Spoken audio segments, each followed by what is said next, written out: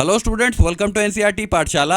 इस वीडियो में हम अरिथमेटिक प्रोग्रेशन का एक्सरसाइज 5.2 और उसके क्वेश्चन नंबर 8 और 9 इन दोनों को हम यहाँ पर डिस्कस करने वाले हैं। तो चलिए शुरू करते हैं क्वेश्चन नंबर 8 के साथ। तो यहाँ पर हमें क्वेश्चन क्या दे रखा है, an arithmetic progression consists of 50 terms of which third term is 12 and the last term is 106। Find the 29th term. तो यहाँ पर किसी अरिथमेटिक प्रोग्रेशन की बात हो रही है जिसमें कुल मिलाकर 50 टर्म्स हैं और इसके अलावा हमें इस अरिथमेटिक प्रोग्रेशन का थर्ड टर्म दे रखा है 12 के बराबर और इसी अरिथमेटिक प्रोग्रेशन का आखिरी टर्म हमें दे रखा है 106 के बराबर। और यहाँ पर हमें कैलकुलेट क्या करना है, हमें इस अरिथमेटिक प्रोग्रेशन का 29th टर्म कैलकुलेट करना है। तो देखो यहाँ पर अगर मैं सिनेरियो को रिप्रेजेंट करूं तो वैल्यू क्या क्या गिवन है हमारे पास। सबसे पहली चीज हमें ये बताई गई है कि इस अरिथमेटिक प्रोग्रेशन में 50 टर्म्स है, राइट। तो यहाँ पर देखो इस अरिथमेटिक प्रोग्रेशन का ये पहला टर्म होगा, ये दूसरा, ये तीसरा, ये चौथा, ये पांचवा, इस तरह से ये सीरीज आगे बढ़ेगी और यहाँ पर आखिरी टर्म हमारे पास 50वां होगा। अब इसके अलावा हमें थर्ड टर्म की वैल्यू तो उसने दे रखी है,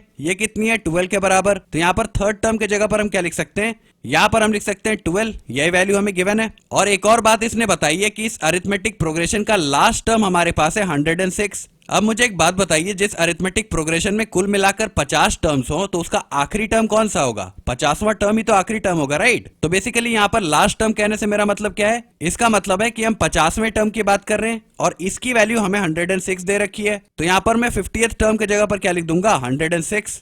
और यहाँ पर क्वेश्चन में हमें फाइंड आउट क्या करना है, हमें 29th टर्म फाइंड आउट करना है। तो यहाँ पर मैंने रेफरेंस के लिए एक टर्म बना दिया बीच में और हम क्या कर रहे हैं, इस टर्म को हम कह रहे हैं 29th टर्म, राइट। इसकी वैल्यू हमें फाइंड आउट करनी है। अब देखो इन टर्म्स को अगर मैं रिप्रेजेंट करने की बात करूं तो वो आप कैसे करते हो, पहले टर्म को आप लिखते हो A1 है ना, दूसरे टर्म को आप लिखते हो A2, तीसरे टर्म को आप लिखते हो A3, सिमिलरली चौथे टर्म के लिए A4, पांचवें टर्म के लिए A5। अब अगर मैं 29th टर्म की बात करूं तो ये क्या हो जाएगा, ये हो जाएगा A29 और 50वें टर्म को आप क्या लिखोगे, इसे हम लिखेंगे A50, है ना। तो यहाँ पर आप देखकर समझ सकते हो कि बेसिकली हमें A3 यानी कि थर्ड टर्म की वैल्यू दे रखी है 12 के बराबर। इसके अलावा हमें 50वें टर्म यानी कि A50 की वैल्यू दे रखी है 106 और हमें 29th टर्म यानी कि A29 इसे हमें कैलकुलेट करना है। अब देखो अगर मैं थर्ड टर्म की बात करूं यानी कि मैं A3 की बात कर रहा हूं तो इसे आप कैसे कैलकुलेट करते हो, आप पहले टर्म में 3 से 1 कम यानी कि 2 बार कॉमन डिफरेंस को ऐड करते हो, है ना। अब ये कैसे, इसे आप इस एग्जाम्पल से समझ सकते हो। यहाँ पर हमने सीरीज क्या ले रखी है, 5, 10, 15, 20, 25 एंड सो ऑन। और ये सीरीज अरिथमेटिक प्रोग्रेशन में है क्योंकि यहाँ पर कॉमन डिफरेंस हर दो टर्म्स के बीच कितना है, 5 के बराबर। इसे मैंने ऊपर लिख रखा है, राइट। अब यहाँ पर देखिए अगर मैं पहले टर्म यानी कि 5 में एक बार कॉमन डिफरेंस यानी कि 5 को ऐड करूं तो 5 + 5 कितना हो जाएगा, 10 के बराबर। 10 हमारे पास सेकंड टर्म यानी कि A2 की वैल्यू है। तो अगर आपको सेकंड टर्म यानी कि A2 की वैल्यू को कैलकुलेट करना हो तब आप क्या करोगे, आप पहले टर्म में एक बार कॉमन डिफरेंस को ऐड करोगे।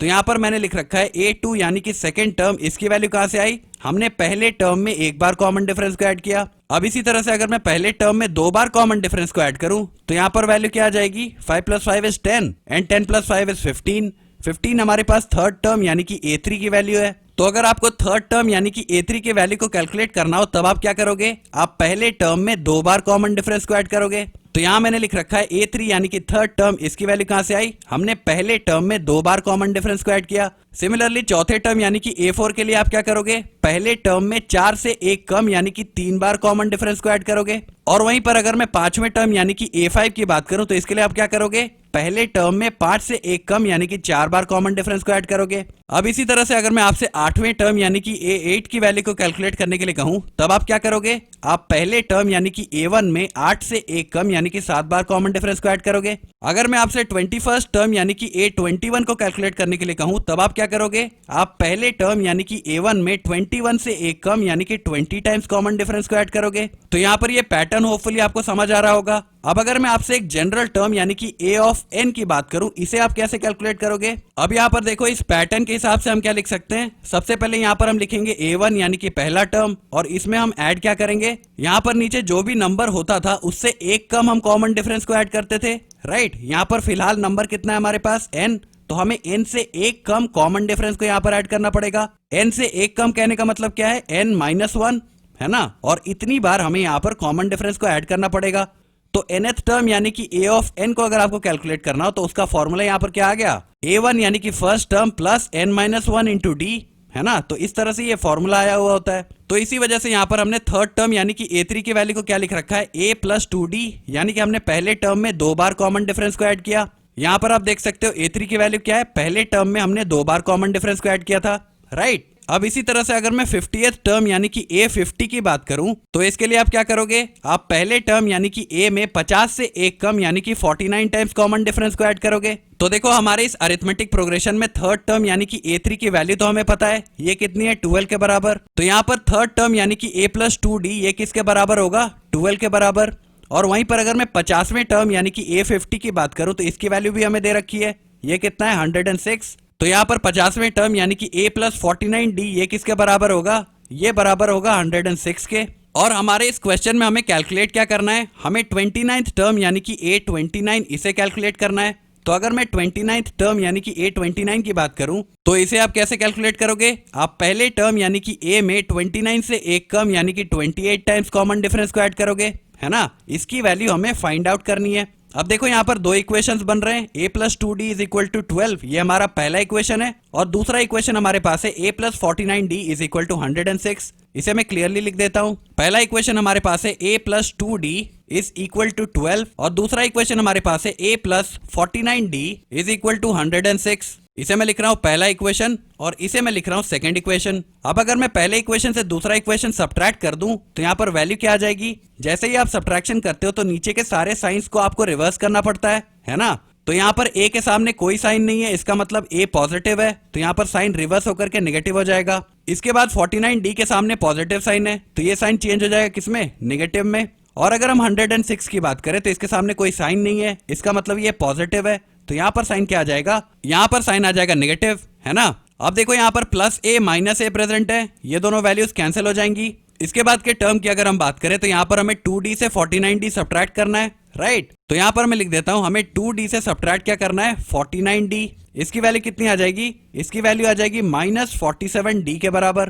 तो यहाँ पर मैं लिख देता हूँ माइनस 47d हमारे पास आ चुका है। और अगर मैं RHS की बात करूं तो हमें 12 से 106 सब्ट्रैक्ट करना है। तो यहाँ पर जैसे ही आप 12 से 106 सब्ट्रैक्ट करोगे तो वैल्यू आपको कितनी मिल जाएगी, ये वैल्यू आपके पास आ जाएगी माइनस 94 के बराबर, है ना।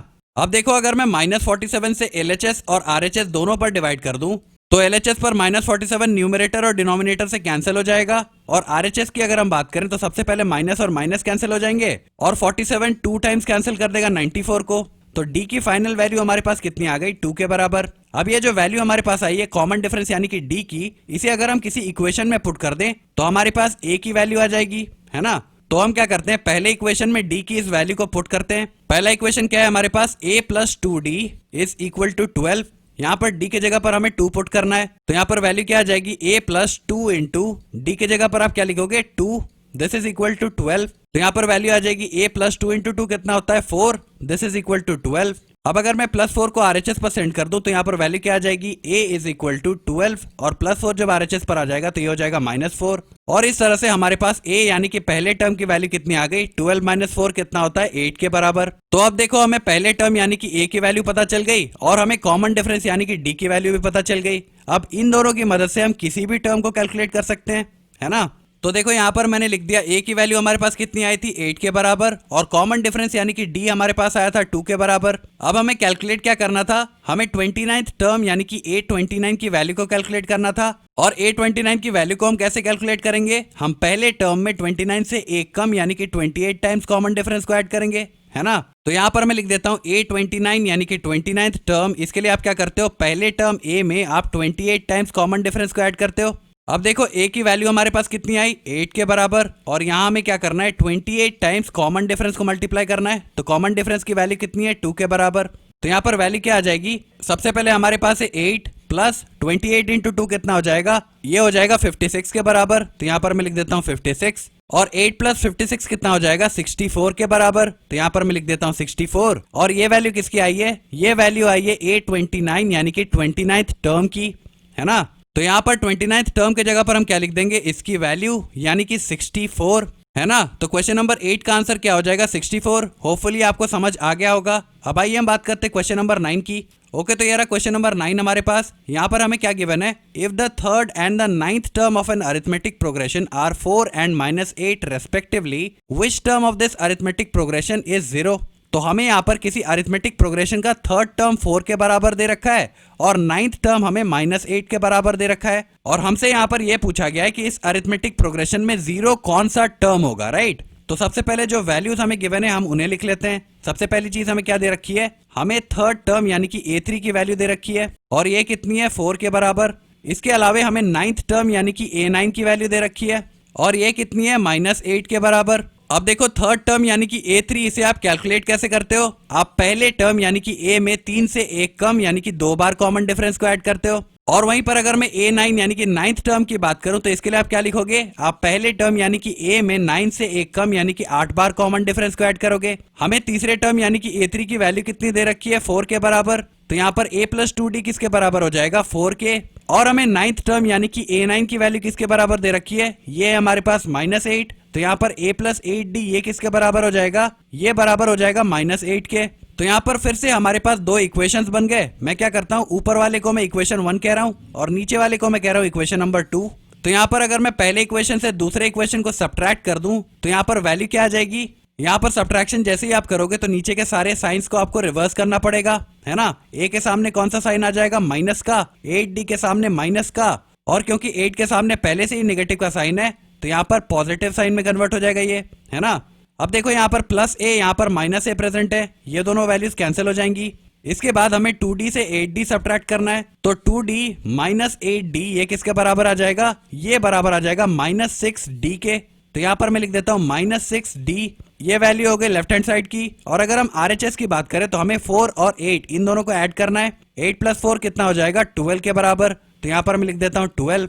अब देखो अगर मैं -6 से LHS और RHS दोनों पर डिवाइड कर दूं तो LHS पर -6 और -6 कैंसिल हो जाएंगे और RHS पर 6 12 को 2 टाइम्स कैंसिल कर देगा और ये जो नेगेटिव साइन है ये ऊपर चला जाएगा। तो यहाँ पर कॉमन डिफरेंस यानी कि D की वैल्यू कितनी आ गई फाइनली, -2 के, है ना। अब ये जो वैल्यू हमारे पास आई है कॉमन डिफरेंस यानी कि D की, इसे अगर हम किसी भी इक्वेशन में पुट करेंगे तो हमें A की वैल्यू मिल जाएगी। तो हम क्या करते हैं, इसे पहले इक्वेशन में हम पुट करते हैं। पहला इक्वेशन क्या है हमारे पास, A + 2D = 4। यहाँ पर हमें D के जगह पर -2 पुट करना है, तो यहाँ पर वैल्यू क्या आ जाएगी, A + 2 × D के जगह पर हम क्या पुट कर देंगे, -2, दिस इज इक्वल टू 4। तो यहाँ पर फर्दर वैल्यू क्या आ जाएगी, A और 2 × -2 कितना हो जाएगा, -4 के बराबर, दिस इज इक्वल टू 4। अब अगर मैं -4 को RHS पर सेंड कर दूं तो यहाँ पर LHS पर रह जाएगा हमारे पास A और RHS पर 4 पहले से प्रेजेंट था, और -4 जब RHS पर आ जाएगा तो ये हो जाएगा +4। तो हमारे पास A की फाइनल वैल्यू कितनी आ जाएगी, 8 के बराबर, राइट। अब देखो हमारे पास A यानी कि पहले टर्म की वैल्यू 8 है और कॉमन डिफरेंस यानी कि D की वैल्यू हमारे पास है -2 के बराबर।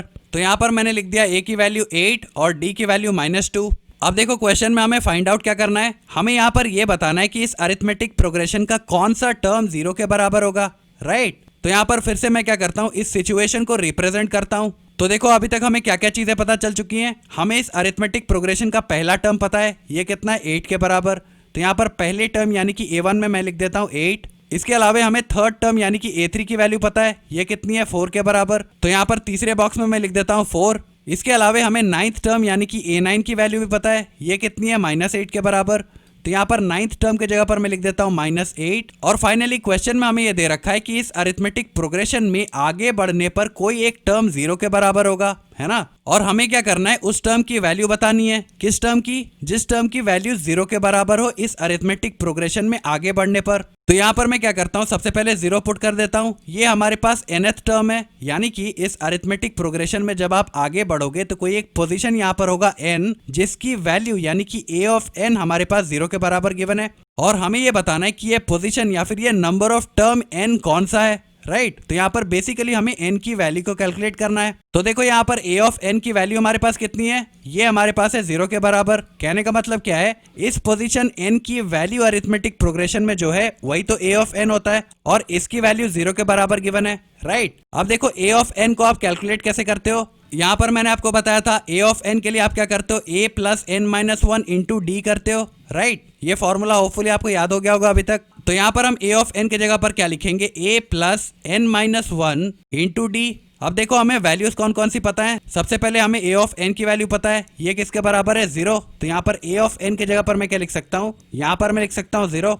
इसके अलावा हमने a यानी कि पहले टर्म को कैलकुलेट किया था, ये कितना आया था 8 के बराबर। तो यहाँ पर a की जगह पर मैं क्या लिख दूंगा, यहाँ पर मैं लिख दूंगा 8। और हमने कॉमन डिफरेंस यानी कि d को भी कैलकुलेट किया था, ये कितना आया था, ये आया था -2। तो यहाँ पर d की जगह पर मैं क्या लिख सकता हूँ, यहाँ पर मैं लिख सकता हूँ -2। अब यहाँ पर जैसे ही इस इक्वेशन को हम सॉल्व करेंगे तो हमारे पास n की वैल्यू आ जाएगी, यानी कि हमें ये पता चल जाएगा कि ये पोजीशन कौन सा है जिसकी वैल्यू 0 है हमारे पास इस अरिथमेटिक प्रोग्रेशन में, राइट। तो आइए n की वैल्यू को कैलकुलेट करते हैं। सबसे पहले मैं क्या करता हूँ, 8 को LHS पर सेंड कर देता हूँ। तो यहाँ पर LHS में 0 हमारे पास पहले से था और 8 जब LHS पर आ जाएगा तो ये हो जाएगा -8। This is equal to n-1 into -2। अब 0 - 8 कितना होता है, ये होता है -8 के बराबर। This is equal to n-1 into -2। अब अगर मैं -2 से LHS और RHS दोनों पर डिवाइड कर दूं तो RHS पर -2 और -2 कैंसिल हो जाएंगे और LHS पर सबसे पहले माइनस और माइनस कैंसिल हो जाएंगे और 2 8 को 4 टाइम्स कैंसिल कर देगा। तो यहाँ पर वैल्यू क्या आ गई, 4 इज इक्वल टू n-1। अब अगर मैं -1 को LHS पर सेंड कर दूं तो यहाँ पर LHS पर 4 हमारे पास पहले से था और अगर -1 को हम LHS पर ले आएंगे तो ये हो जाएगा +1। This is equal to n, यानी कि n की फाइनल वैल्यू हमारे पास कितनी आ गई, 5 के बराबर, राइट। तो यहाँ पर हमारे पास n की वैल्यू आ चुकी है, ये कितनी आई, 5 के बराबर। तो यहाँ पर n के जगह पर मैं लिख देता हूँ 5, यानी कि ये जो अरिथमेटिक प्रोग्रेशन हमारे पास है इसका 5वां टर्म होगा 0 के बराबर, राइट। तो क्वेश्चन नंबर 9 में आंसर क्या हो जाएगा हमारे पास, इस अरिथमेटिक प्रोग्रेशन का 5वां टर्म होगा 0 के बराबर, यही हमारा आंसर है। तो होपफुली आपको ये 2 सवाल समझ आ गए होंगे। अगर आपको कोई डाउट्स या क्वेरीज अभी भी रह जाती हैं तो आप नीचे कमेंट्स में मेंशन कर सकते हो। Okay, thank you.